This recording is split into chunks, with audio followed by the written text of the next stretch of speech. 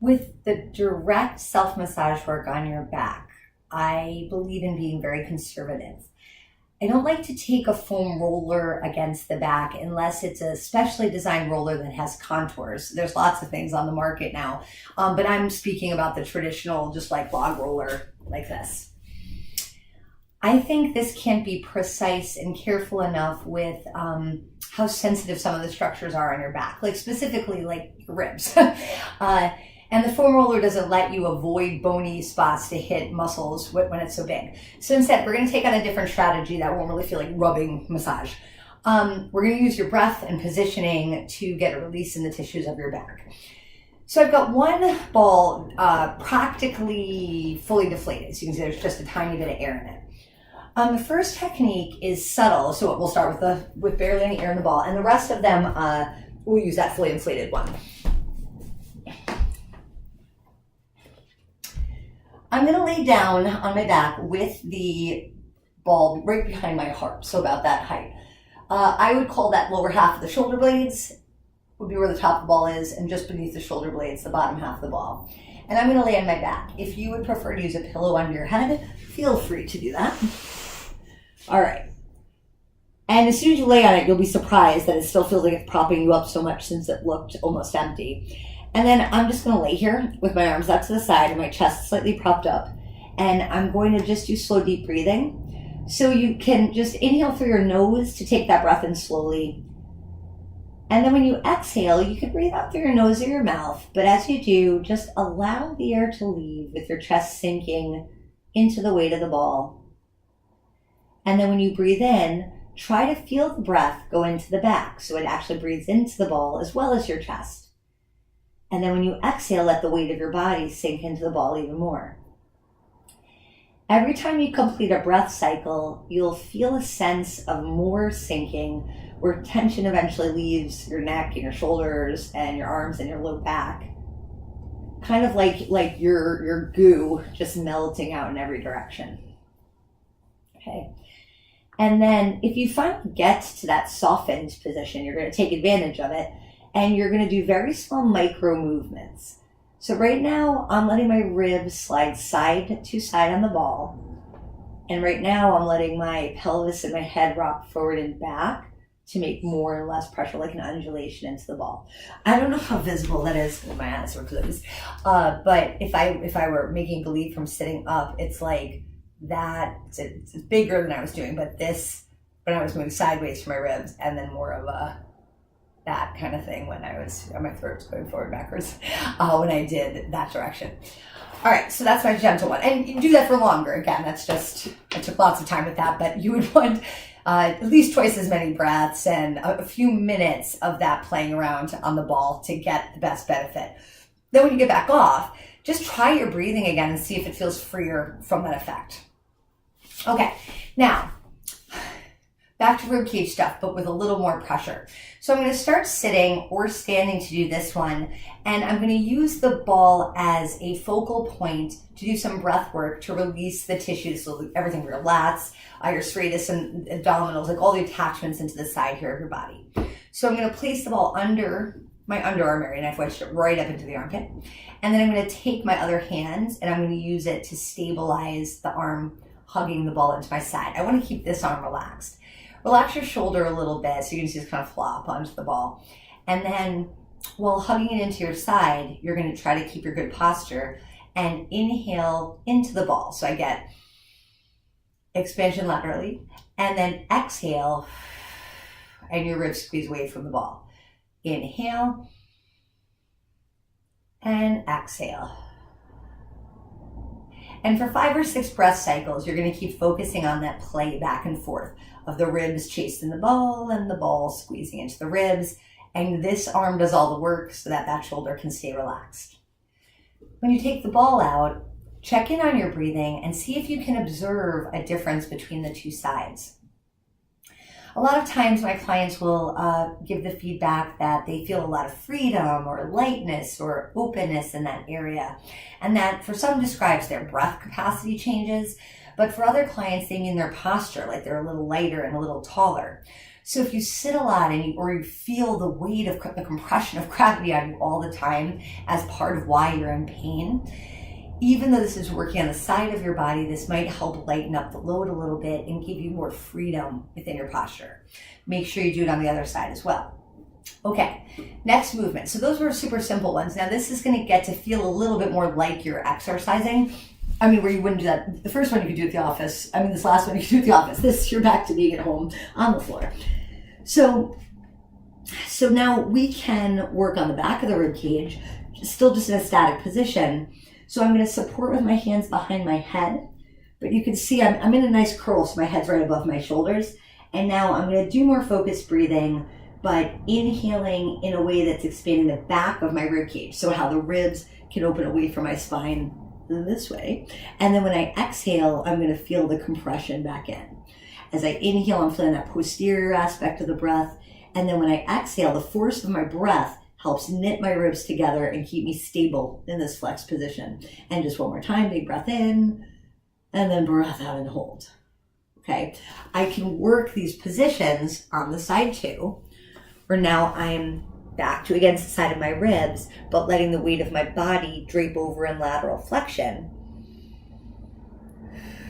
And I'm doing a real exaggerated breath, but you can see I get buoyant. I expand on the inhale, and then I deflate and collapse on the exhale. And even on the front of my body, prone, I can place it against my breastbone, flex over it. Now watch my body as I inhale, then buoyant, collapse, buoyant, collapse. And that gets connective tissue. The connective tissue at your breastbone is very dense and neglected a lot, but it has attachments for your pecs, your big chest muscles. So that's an area that could use a release. So when it opens up and your shoulders open up, that too brings a lightness to your posture. Now, if we want to add movement to that stuff, I'm going to use the ball as a fulcrum, but now in my mind, I'm trying to hit bony landmarks that a lot of muscles that are tight attach to. So I'm not going to keep giving you one muscle at a time, but more talk about their bony reference points. So you can sit on the ball, and now it's under my sit bones. So those are the little bony knobs under your pelvis that you feel when you're riding a bicycle. And I'm going to pose my feet in a turnout. So I make the weight of my legs broader for balance, and keep my fingertips like in a spider fingertip stance. And I can massage back and forth. Oh, this sometimes makes a little farty noise. But I'm going to let my pelvis swing, either keeping your back straight. So I'm going to try to be really stiff like a board. Or I can actually swing my pelvis. Based on your back pain, one will feel better than the other. But either will work. Both get the motion of the ball against the sit bones, okay? So we've got that release there, and any muscle that's raying out of there now has a release point. Then, my sacrum is this triangular bone here. The joints where it meets the pelvis are your SI joints. You'll feel two little knobby spots there. I'm going to sit on the ground and tuck the ball into the back of my pelvis and just shift back into it a little, like that. And now you'll see my lumbar spine, lower part is slightly flexed. I want to keep that. Actually, I'm going to keep my arms lifted so you can see this. And I'm just going to breathe and use my exhale to compress my abs into the ball. So I'm going to take an inhale. And then when I exhale, as I flatten my abdominals, it gives more pressure of the sit bones against the ball. And then when I inhale, I release that pressure again. Exhale, and you can see the ball slightly smush underneath me, and then a little less pressure. At the upper body, though, I'm still trying to sit up tall. I don't want this to become like laying into the ball. This doesn't have to shear. This is trying not to crush the ball, and the lower part of my body is pulling in to crush the ball. Okay? All right, then going back to that spot I was at with my lower rib cage, I'm going to place the ball so that the bottom of it is just a little higher than my lowest ribs, and the top of the ball overlaps the bottom tip of my shoulder blades. Like before, I'm starting in flexion with my knees bent and a little space between my feet. I'm going to throw the hands behind the head again. If your neck is comfortable with this, we're going to make a spinal motion now, still using the sense of feeling the ball to keep us safe. When I breathe in, I'm going to lay back around the ball. So I'm going to support my head in my hands and just extend over the top. And then when I exhale, I'm going to curl up my head and shoulders back to flexion. And I'm just going to go through that range, controlled, only as far as it feels good, and slowly. And notice first that I'm taking the shape of the ball in this direction, arching over it. But when I come up, I'm never leaving it. Like this isn't a sit up in the sense of where I come off the ball. I am actually flexing my upper body, but pushing the lower ribs into the ball more. So I keep it trapped. And that's important. Otherwise, we're actually going to tighten up your low back instead of release it. But now if you look at this from my pelvis, just a little bit, it's tipping forward and back and forward and back. So I get really a full spinal expression. Therefore, there will be some movement in the abdominals and in the low back. On my side, oh, I'm sorry. I could do that also higher. Sorry, I had the lower half of my ribs. I could do a second set where it's in between my shoulder blades because that creates a different amount of bend for my spine, where I'm getting more of the push up from my chest, different relationship of my neck and head to the ball, and a more shallow arc or curvature to the lower back. So you might only like one of those two positions, go with what feels better, or you might like them both because they bend you in different ways. Okay, side. So that pose that we did before, I'm going to have the ball even with my chest. So there's a little gap in between the ball and my underarm, like about the width of my hand.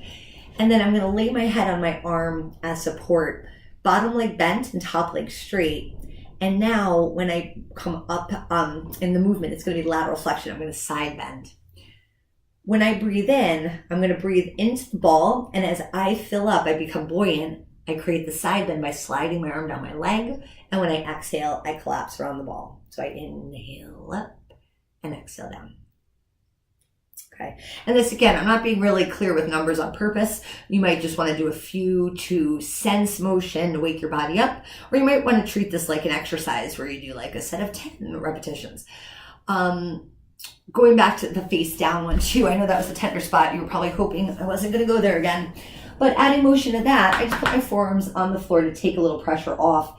And then I'm going to extend and flex. Using my inhale sort of as a protection. As I expand, I'm breathing into the ball and I take pressure off of it. And then when I exhale, I collapse back into it.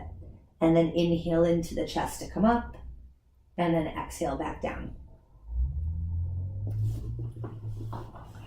All right, so explore some of those to create gentle mobility through your spine with support and see if that reduces some of the tension in your back.